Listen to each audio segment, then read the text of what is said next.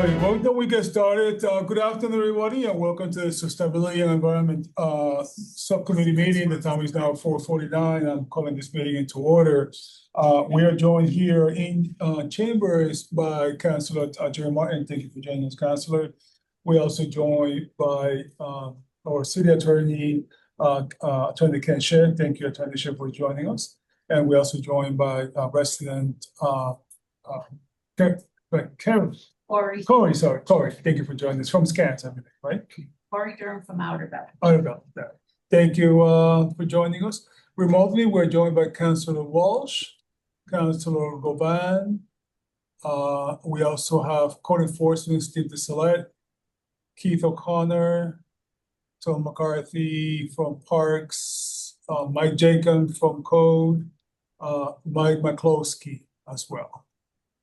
And then, did I miss anybody? And then we're joined by the news, Channel 22 remotely, and Channel Western Mass News here in the chambers.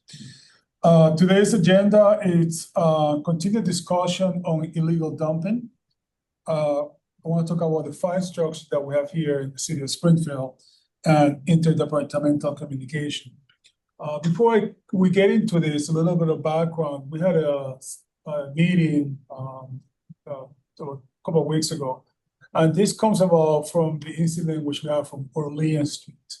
Orleans Street, there was a pile of trash, granted that it was on private property, which caused some stir. There was an awful trash pile of trash. The trash was falling onto the ground. We had dirty diapers, we have milk, we have eggs.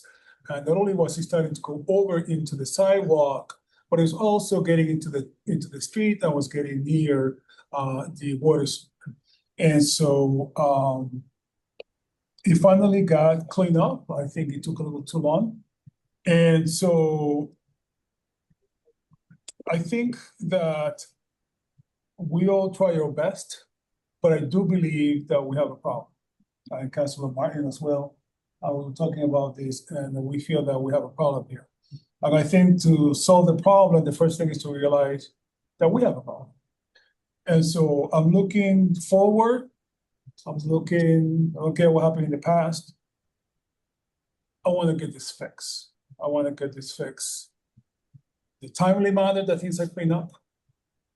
Hopefully, how we can stop this issue from happening so constantly that it's happening. So I think we have a problem. Last week, we had a meeting with the Water and Sewer, and we were talking about the water dump into the Connecticut River. And there was a picture on the paper. And those guys, just like every department here in the city, they do the best that they can with what they have. And one thing that really got me about that story and the picture was those guys were out there and they were pulling out from the river condoms, diapers, just trash into a water system. Now, a lot of that water comes from people throwing into the toilet, into the city itself, it gets into the water system, into the sewer, and ends up in the Connecticut River. To finish that subject, I know they're doing a great job. The river is cleaner than before, which is good. But this issue of trash, we need to tackle it head on. And so before I get to the agenda, Councilor Jerry Martin, do you have anything you want to say? Quick introduction. Yeah, first and foremost, I want to thank publicly Keith O'Connor, Michael Jacob, Maurice. I mean, they've been outstanding public servants. Recently I've had a particular issue that's raised a lot of concerns on Braidcrest Road. They were wicked attentive to it, and they went full force, and I do appreciate that work. When all things work together, they're on top. But my big gripe as a whole is the repeat offenders, people who are repeating these violent these ordinance violations, and how we can hold them accountable and make sure that, we continue to have respect for our neighborhoods and the city that we love. So a lot of, I think my questions will probably be focused with the law department and how we can, Okay. really put some teeth behind it, Right.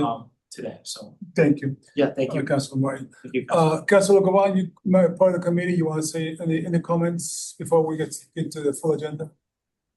I guess what I would say is, I agree that this is a problem and it's been a problem for a very long time. And I'm not sure, how we can address it. I have a great idea on how to tackle the whole city. I'm going to talk to Chris about it because we have 8 wards in our city.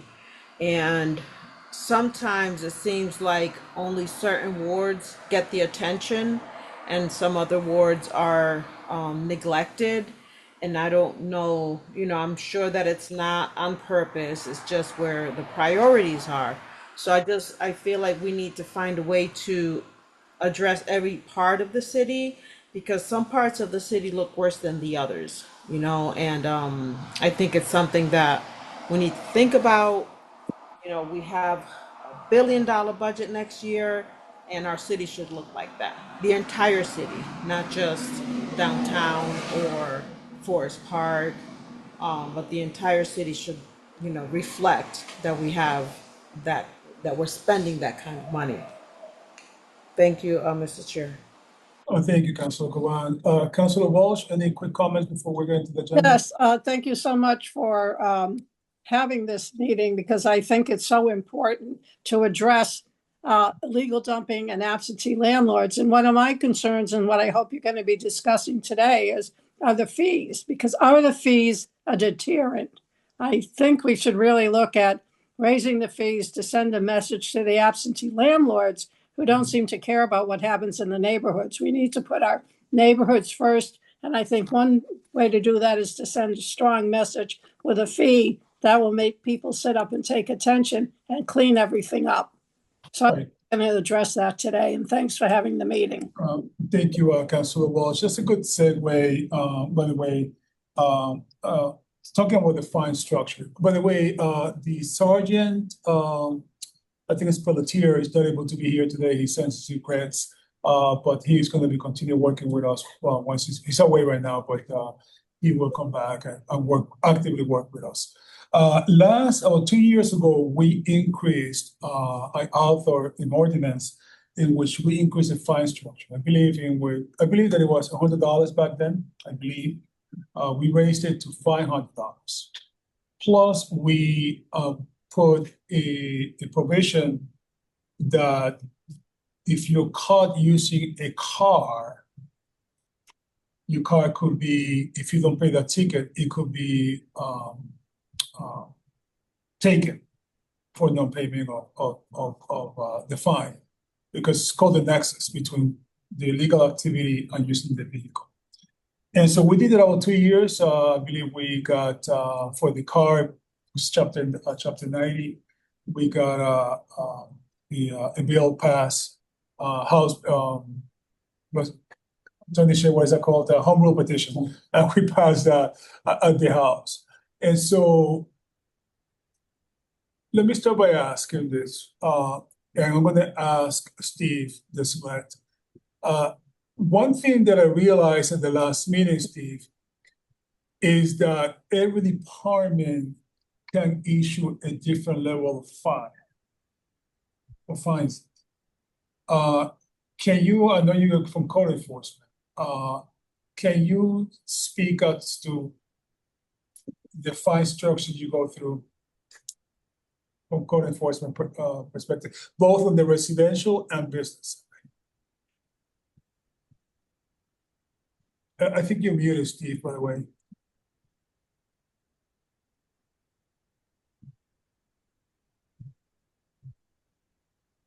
No, you still. Oh, Steve, you're You're muted.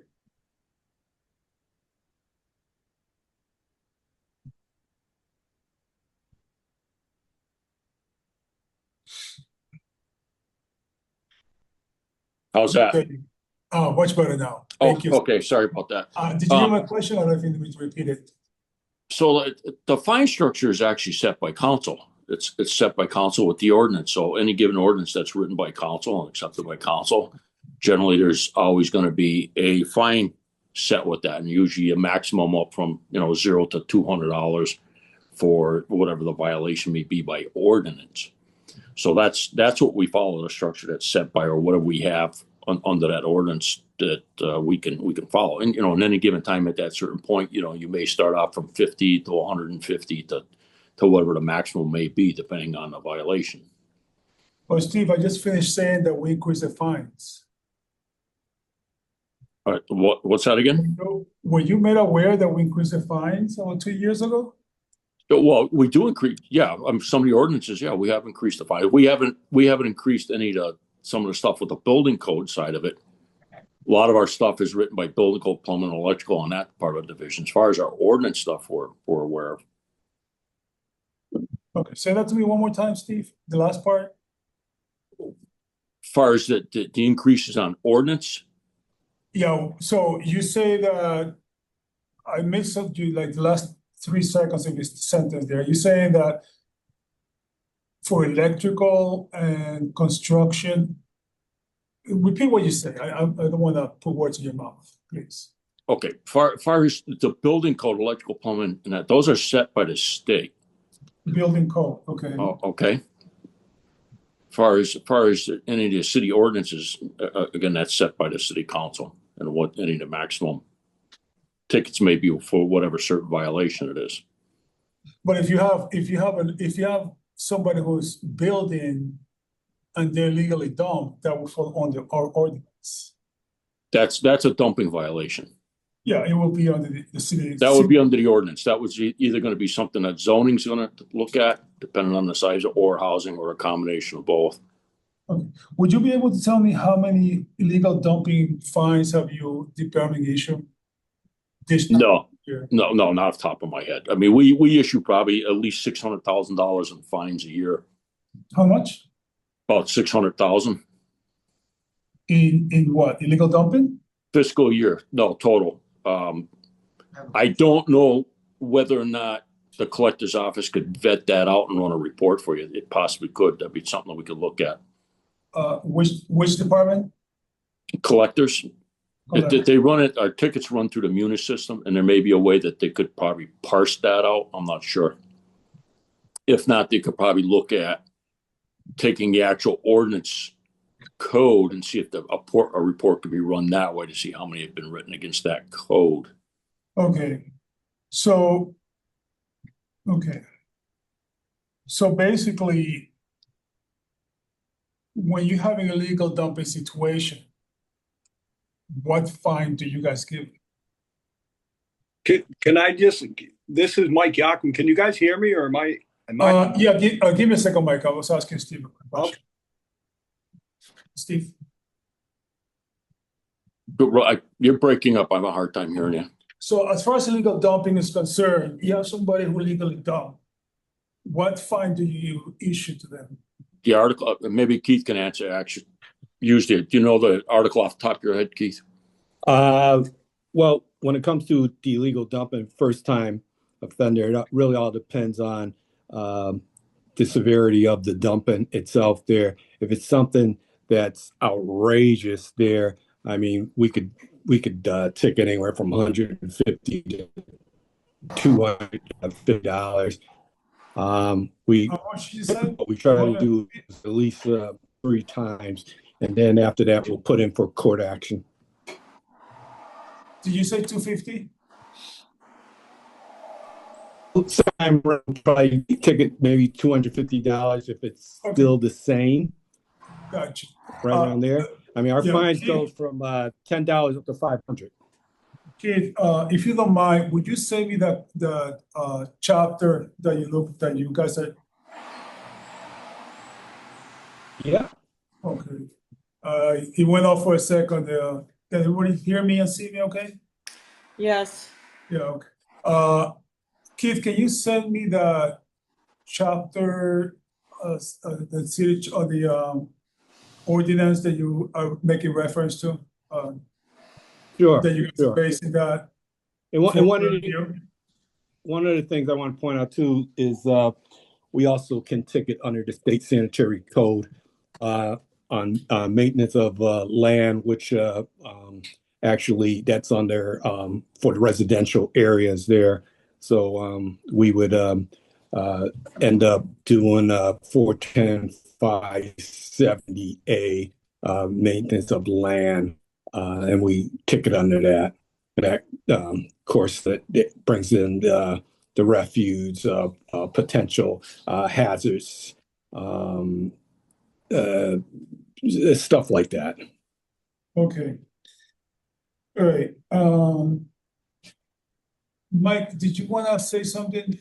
Well, I just wanted to point out that, you know, we've had this, the zoning department since October 1st of last year. So since October 1st till it got cleaned up, there was a total of $3,100 in fines that got sent out. You're talking for who, on Leon Street? Yes, just on the zoning department side. You know, because, you know, zoning ordinance is $100 per violation per day. Now that can be a max of $300 per mass general laws. So at some point we were issuing up to $600 tickets out there. And again, so from October till it got cleaned up, there was $3,100 in fines that were issued out. But I don't think at the end of the day that it was the money that got it cleaned up. Right. But it's certainly helpful. Okay, thank you, Michael. Yep. Before I go on my own question, I believe the councilors have some questions. Councilor Martin, followed by Councilor Goma. I wanted to go back to something Commissioner Deslitz had said earlier, and I believe you may have answered it, but I was writing, so I might not have catched it. So I know you said $600,000 of issued of the total amount of tickets was issued. You don't know how much of that $600,000 was actually collected?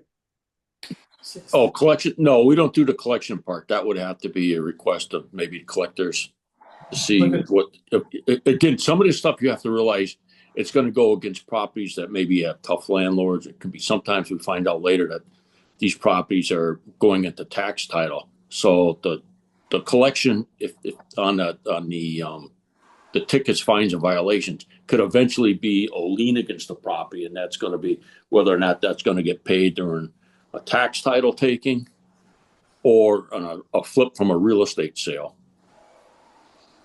I see. So that information of how much was actually collected would come from the collector's office. They don't have any lines of communication with you guys in your department to say if a ticket was actually collected on or not. Would that be helpful to you guys? Well, part of the stuff is if somebody does pay a ticket, they're supposed to go into our OpenGov system and mark it as a paid ticket, especially if it's something that's sitting in the building department. Because on the building department side, if we have any outstanding fines, fees, or violations, landowners in Springfield can't file for a building permit. So sometimes that will rise to the top where somebody all of a sudden now wants to file for a building permit, and we find that there's unpaid fines and fees we can hold off on building permits.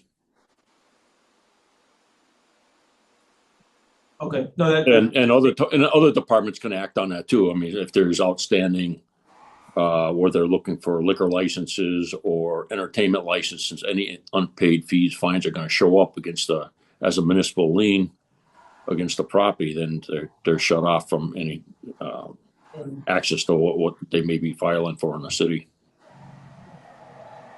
all right. No, thank you, Commissioner. Thank you, Councilor Martin. Councilor Goma? Thank you, Mr. Chair. Just to clarify, Steve, you said $6,000 in fines that Orleans got, right? Not 600,000. No, that was Mike. I was talking about total fiscal year in It fines. was 600,000. Yeah, we're probably anywhere from 500,000 to 600,000 in fines and fees. So I have the same question that Councilor Martin had. You know, how much of those fees were paid?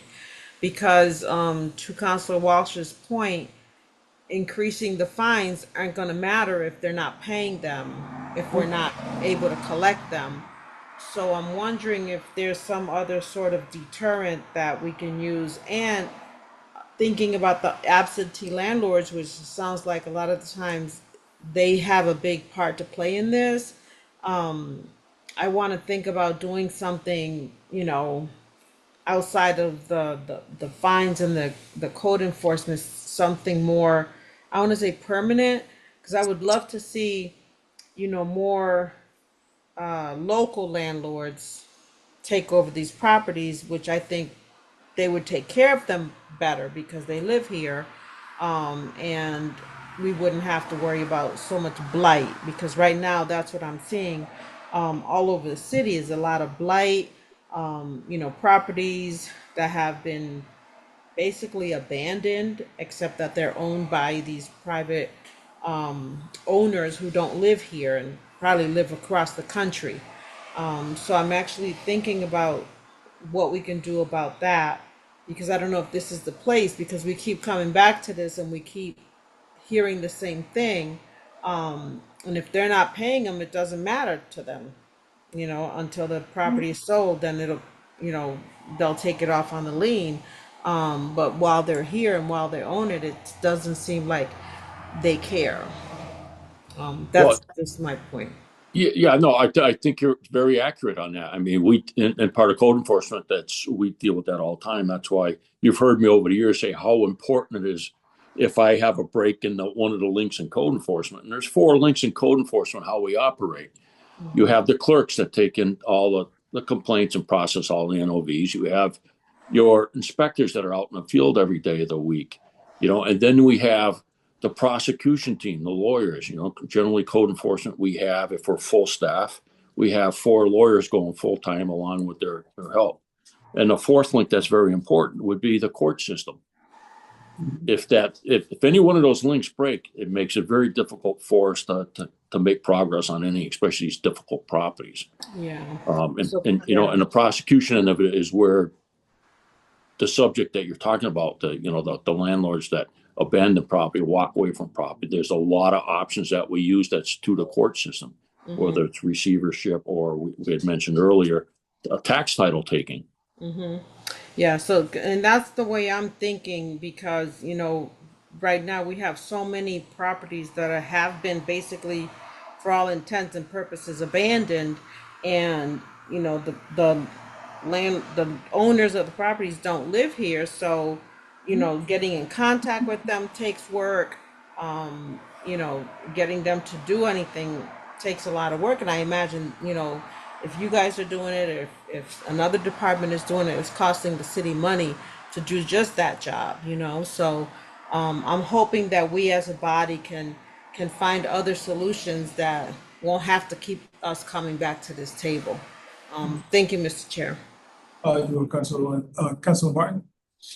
No, I think Commissioner Deslitz and Councilor Govan, raising excellent points about, if they're not paying the tickets, what can we do? And something I have mentioned in the last meeting was this city initiative for Operation Clean Sweep, and I'm glad Attorney Shea is here to for me to bounce these things off of, because this is when the city brought back in 2009 70 cases, and in 2010 118 cases before the housing court in Springfield, where they can bring in these habitual offenders, these negligent properties, these ordinance violators in and get these court orders that they clean the property. I really do believe that's that weight and that teeth and that enforcement that we're looking for. So I want to, this was before my time obviously, but I want to know, what that process would look like, why it's not going on, how we can get it back going. Was it effective? You know what I mean? Like Well, going in other words, taking the case into housing court? yes, like people who have Okay. tickets So that have been open for all these times, like how. as long as the housing court has jurisdiction over that type of item, you could get code enforcement there, or you might have to go to district court. So I'm not quite sure when it's fines on property, whether that becomes a housing court jurisdiction, because housing court jurisdiction generally revolves around tenants, rights of tenants and people in the property. But either way, it's either the housing court or the district court. And you have a way to get into the court system to enforce the fines. There's no question about that. It's a case of which venue the law department would pick to cause the enforcement. Do you know how many cases are brought from the city on a regular? I'd have to find that out for you. They'll keep- Top of my head, I can give you, I'm not gonna break it out by case, but we average any given time, we're managing about 280 to 300 court cases constantly in court. And that's, including all our emergencies, blights, everything along that line. So we have a huge volume of how we handle a lot of stuff in enforcement in court. Is that a month or a year? No, that's on average for a constant round robin all the time. That's, if you look at through the process right now, if we looked at and said how many active cases are we currently handling through the court system right now, would be anywhere from generally up and down 250 to 300, because if you have so many cases that are closing out, we're bringing more cases in. So that's a constant caseload on top of that. So what I don't hear, and I really want to call out to the law department and them, how good they are with this. There is no other community around there that handles the amount of volume and stuff that we're doing, and at the rate we're doing it, and how many different ways that we handle these, between receiverships, looking at, trying to partner up with where we should be looking more at tax title takings, where we've gotten held up with that for years because of the court ruled against cities with their tax title takings. That has created a big backlog with all the communities when it comes to tax title takings. So that you're starting to see the repercussions of that in the city also. It's not necessarily a code enforcement issue. It's become a tax title taking issue with the properties that are sitting out there that have been now backlogged for a few years since this ruling by the court. Councilor Walsh, I see if you give me a second, I will let you. I have a quick question for Steve. Steve, just before I forget, as you were talking, it just made me think, if we have between 280 cases on average on the pipeline in Springfield, what is the one common denominator that attaches all these cases? I know it's illegal dumping / some sort of housing issue, but are they mainly absentee landlords not doing their job? Are they people in need that they are not able to perform the repairs? What do you see as the common denominator, Steve?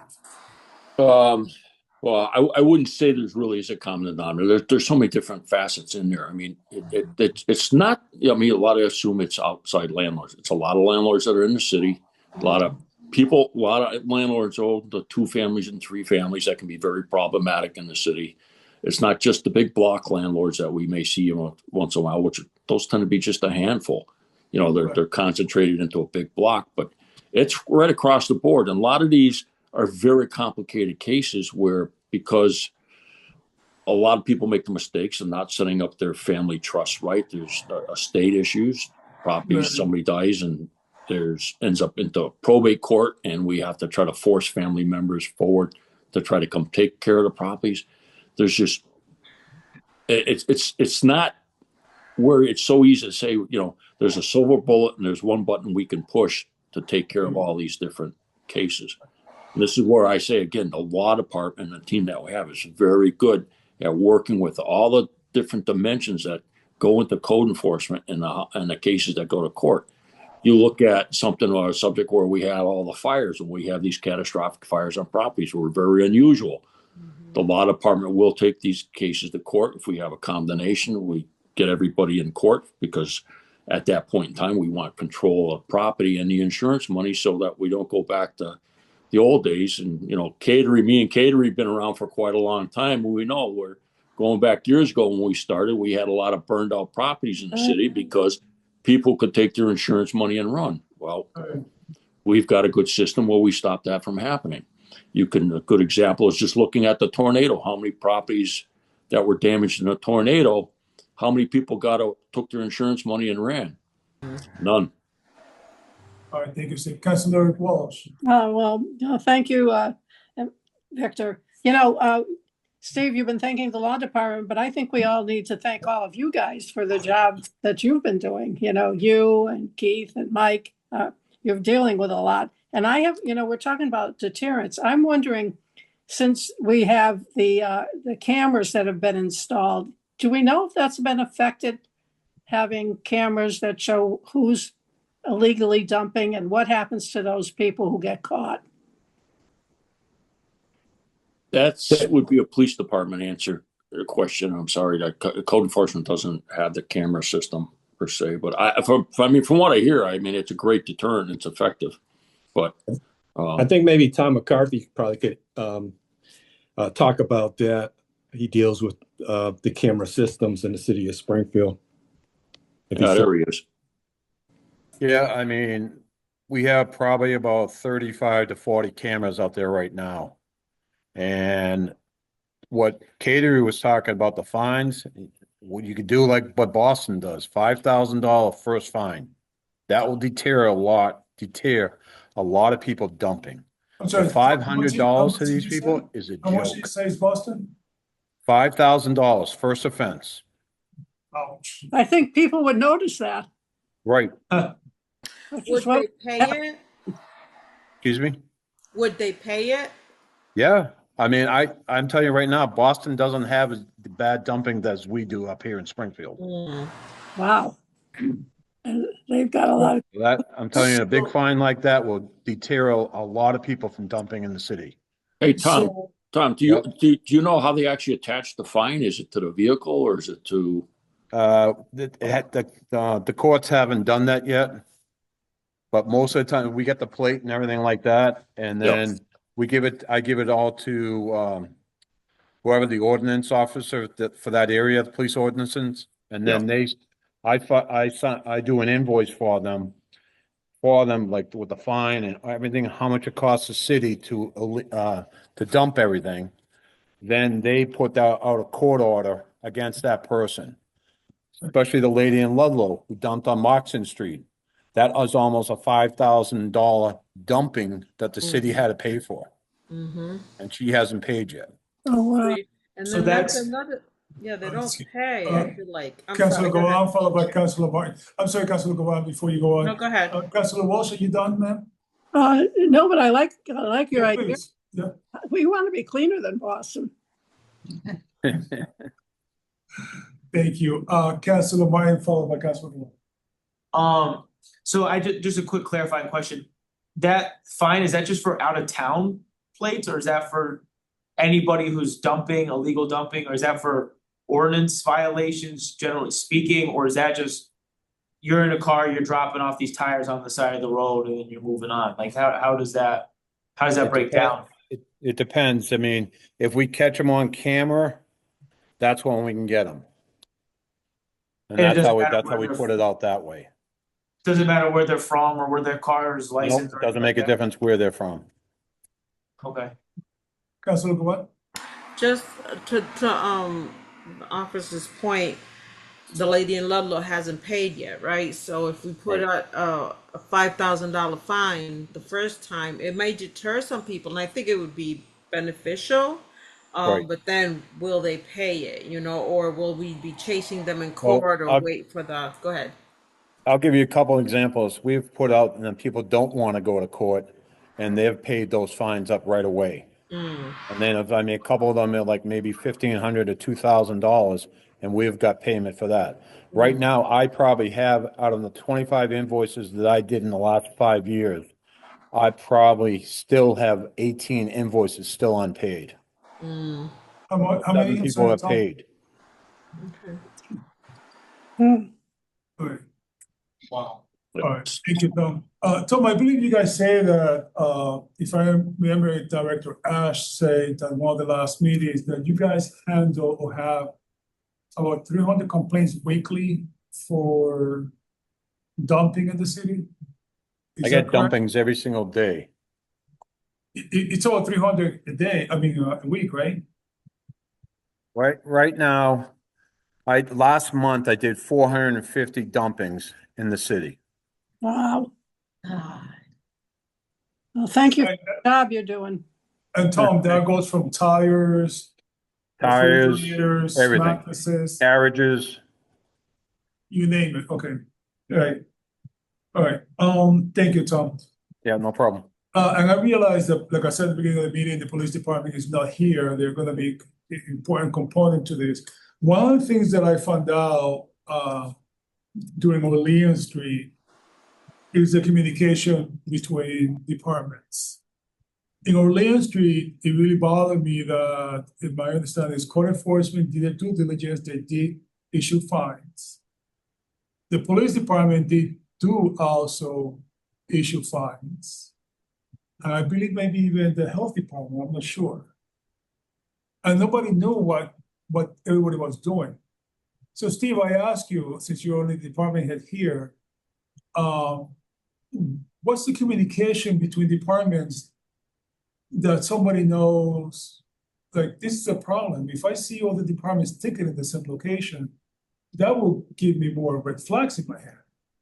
So I know we have OpenGov that checks whether something has been paid, but I feel like we're not seeing all the alarms go off, for the lack of a better word.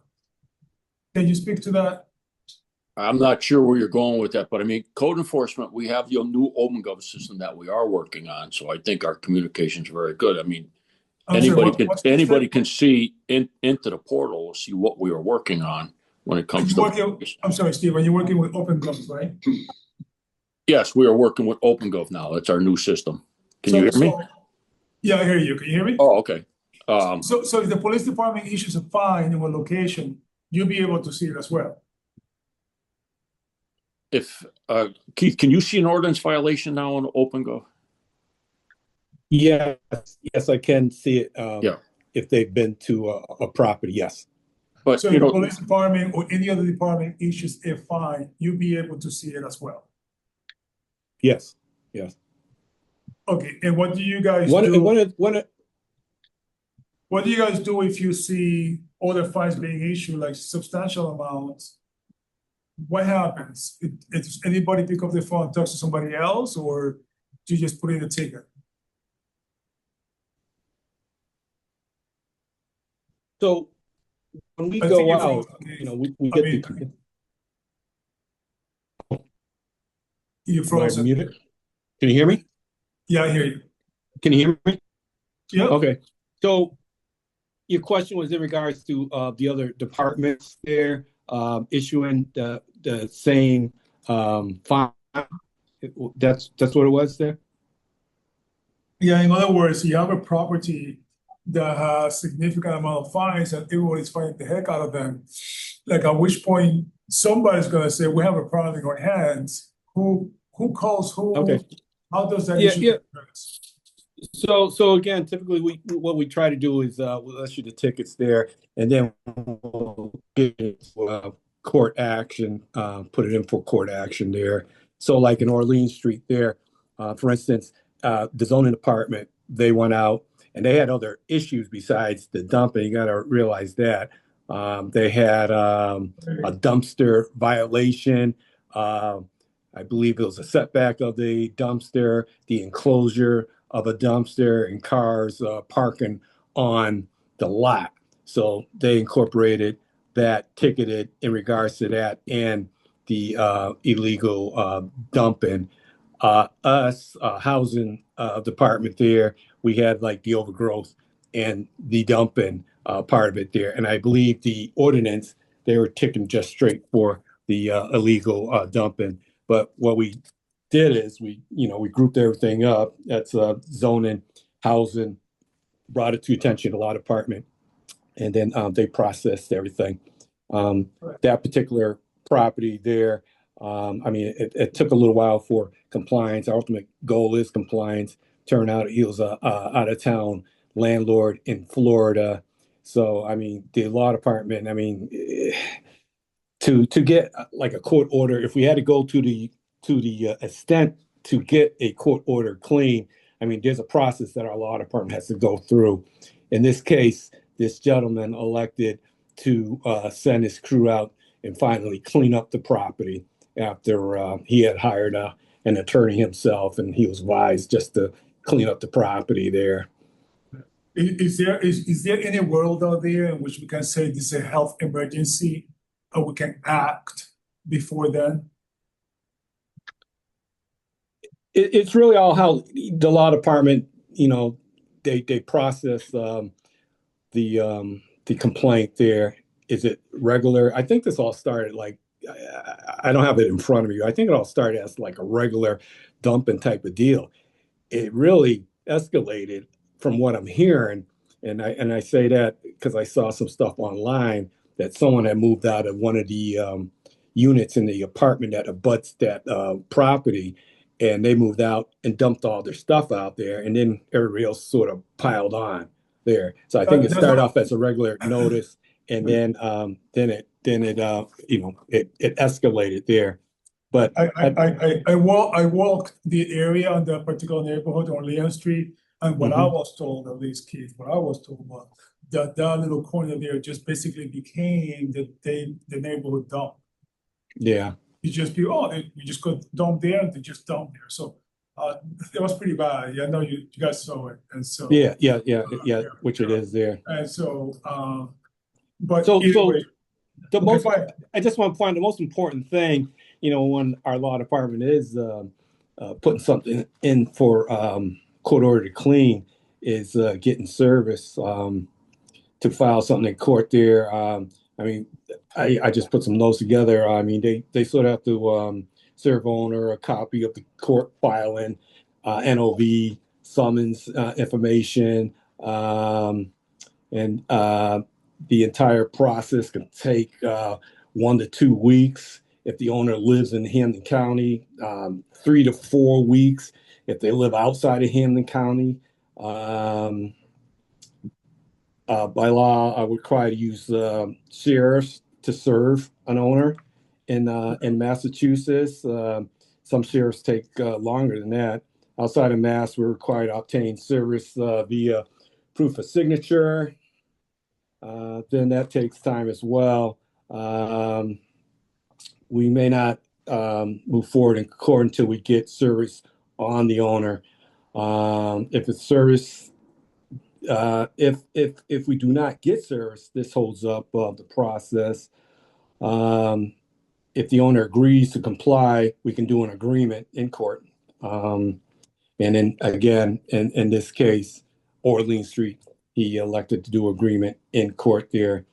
And I don't know if I point out this owner did reside in Florida there, so we had to track him down for a good address to serve him.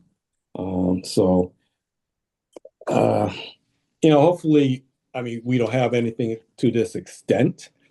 I've been in code enforcement for a while. I've never seen anything as large as what has happened on this particular property, but it definitely was an eyesore. It was a mess. It was pretty disgusting there. And I definitely talked to our inspectors in the office and just remind them of the process that we need to do in regards to getting stuff into court like right away. If it's I'm still, Keith, I hear you, but I'm still not quite clear about the communication with departments. Like, it's not only you guys, because you guys can't be responsible for the whole city. It's all the departments involved, I get it. But I still don't see how we are managing communication amongst department. Right? I mean, if somebody knows about a location that is a problem, will everybody and their mother know about it? I mean, maybe I'm crazy, I don't know. No, Counselor, I think we talk to each other every day. I mean, the housing division, the zoning division, building division, we talk every day, either through emails or cell phones. We set up group inspections every day between all of us. The Flex Squad is right in the building with us. So any given day, zoning, building, plumbing, electrical, housing, the Flex Squad, we all may be involved in team inspections on stuff. This happens a lot. So there's a constant communication there. Then if there's somebody that's needed from the outside, let's say maybe fire services, the fire marshal's office, we're involved with them. We pick up the phone. We talk to them every day. The health department, same thing. And those communications are going back and forth from all of us together. If the fire chief has a problem, they're giving us a call, they're sending us a text.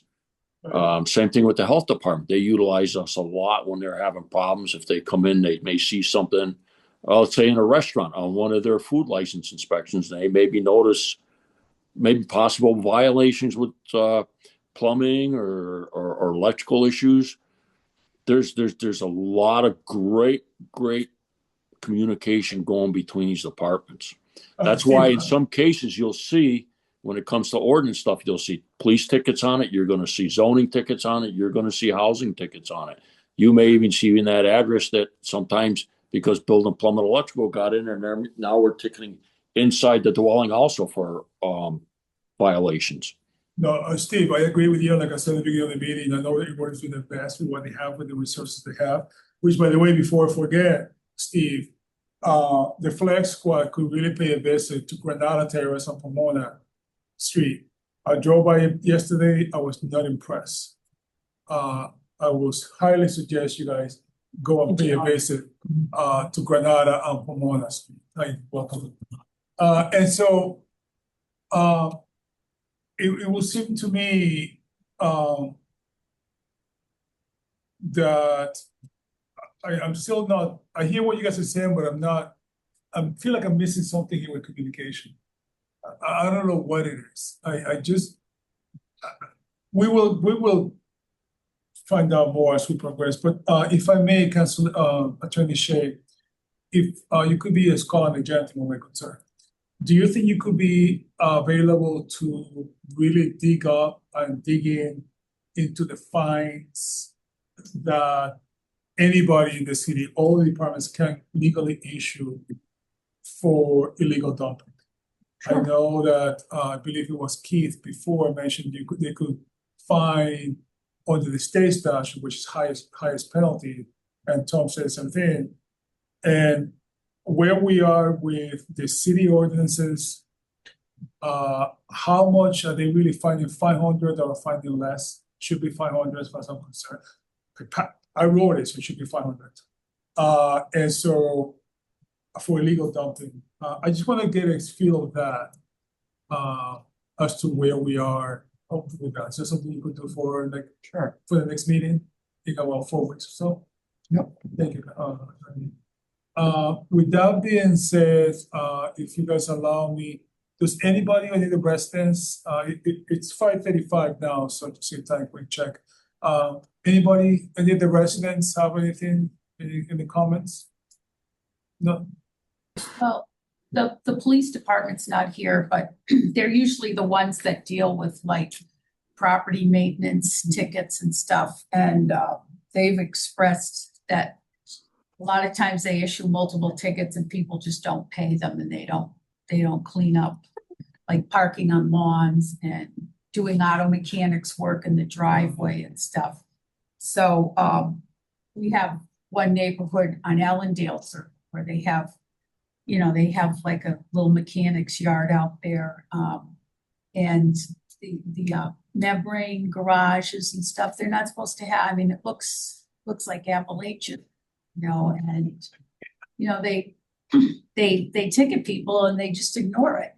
So that would have been a question I would have for the police department. What happens when the regular ordinance violations in the Good Neighbor Handbook are not paid or addressed?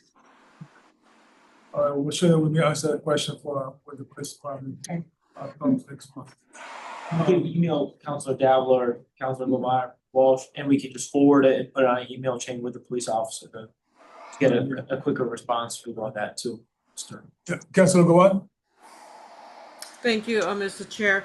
A question that I had maybe along the same lines as the resident is when we have people living in buildings that are not, I'm going to say livable, because the landlords are what they're calling slumlords. What is our recourse for that kind of thing? Do people just have to call wayfinders, or do you guys address that? Are you addressing this to? I don't know who would take care. Would you take care of it, Steve, or would it Yes, be well, Mike? yeah, well, no, that would be more, well, it could be a combination of all of us. I mean, again, sometimes depending on the condition of the building, what the complaint is, usually the complaints are gonna come in directly to the department, or the complaint's gonna come in through Route 311. Majority of our complaints are anonymous. They come in through 311. But if it's a tenant complaint on a landlord, when they file with 311, 311 will take all their information, what the complaint is, and then 311 will source it to the proper department. So if this is a housing case where it's based on, let's say, no heat, no hot water, maybe no electricity or sanitary conditions, Keith's division will pick that up. We get a housing inspector out there right away. If it's put in for an emergency, usually we're always there within 24 hours. That's something we always do if it's considered emergency. Let's say winter, they have no heat, no electricity, or no hot water. Those responses are spot on within 24 hours. Once we've made that inspection, that's where that inspector is going to make a determination to have the communication with the other departments. That may include fire. It may include the building, plumbing, electrical. They may view something that may be a zoning violation along there. Basically, our rules are if we see something, we say something, even if it's not in our lane. Mhm. So the communication there is very good between our departments because it goes every which direction. If it was health department in there first, they're going to bring in the people that they think they need in there on top of that. A lot of our stuff comes through 311 every day. Okay, and that's good to hear. So in that process, if it's found that they're life safety or it could be turned into a condemnation case right away, those are moved to court right away. Those get priority. Those are a lot of our cases in court, and that, and that could stem from a fire or any given day where, again, like to say, somebody you got a tenant that's out of electricity, they've been cut off, the water shut off. Those are emergencies. Those go right to court right away. The judge hears those right away. Okay. And I'm thinking about, you guys know Indian Orchard, Center Street, that big giant garage type thing where the residents were complaining that there were rats coming from there to their house right next door to them. Do you remember that at all? Bottom of Central. Um, I'm not sure if it's the bottom or center. Like toward behind the post office, the little side street. That's been an issue for a long time because we don't know who owns that property there. I think it's a private owner, of course. But we don't know what they're doing with it. And whenever they move things around, the person that lives in the house right next to them, rats come to her house because I guess there's rats in there. And I don't know if anybody's gone there. They've called 311 a number of times because every time they talk to me, that's what they talk about. And they say they have called 311, and I'm not sure if that's being addressed or not. If you could give us a call during the day, we can look at it, or you could even, if you know the address, you could look up in OpenGov to look at what the response is right now, Okay. how the inspectors have been Now, there. you referenced OpenGov. This is my first time hearing about it. Maybe I haven't read the emails. So what is OpenGov? OpenGov is our replacement for the Excel system that we put in place back in 2010 to automate the department. And that's on the city website? It's on the city website. Yep. 311 is tied directly into it. So if tenants, anybody wants to file complaints, they can see it in the system. They should be able to see Okay. what the last status was when it was inspected and track their complaints. Okay. But we encourage everybody to use 311 because that's the best way you can track your complaint. That's You what I can see tell it in the system. everybody. Yeah, to I mean, use it's 311. Thank you. Thank you, Mr. Chair. Thank you, Councilor Govan. Just a quick time check that now, the time is now 5:41. So we can start wrapping up this meeting. We will have another meeting in about 4 weeks. And to continue this discussion, because like I said, it's just the beginning. And again, I'm sure we're doing the best that we can, but something is missing. I'm not exactly sure what it is. Something's obviously missing. We could do better, and I think we all want to do better. We're striving towards that goal, I can't really, something is missing. If it wasn't missing, we wouldn't be where we are now. Getting so many complaints. And you could see it when you drive to the city. You know, and I know we know that. With that being said, the last councilors, any closing comments, anybody? Again, I would just, thank you, Mr. Chair. I do want to again thank all department heads, and our law department for being here, being so responsive. Again, on an individual basis, as I raised an issue, you guys were very prompt in addressing it. But again, just having that follow through and making sure these repeat violators are stopped, because it just, you know, I want people to have respect for our neighborhoods and our cities, and I do appreciate all the hard work, but you know, let's work harder and let's get the job done. So thank you again, and thank you for your time. Anybody else?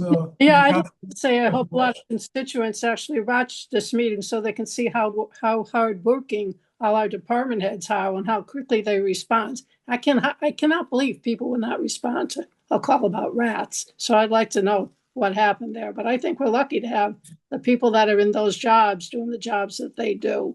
So keep up your good work. Mhm.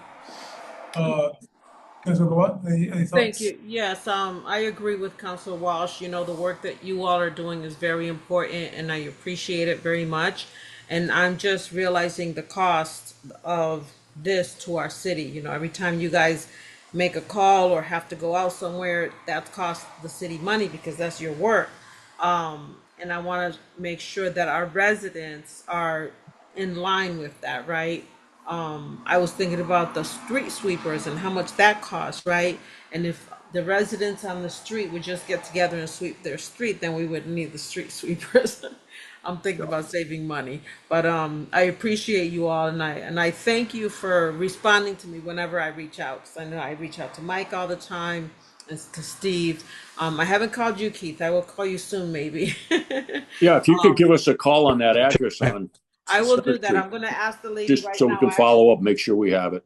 Yeah, I'm going to do that right now, Steve, and I'll let you know.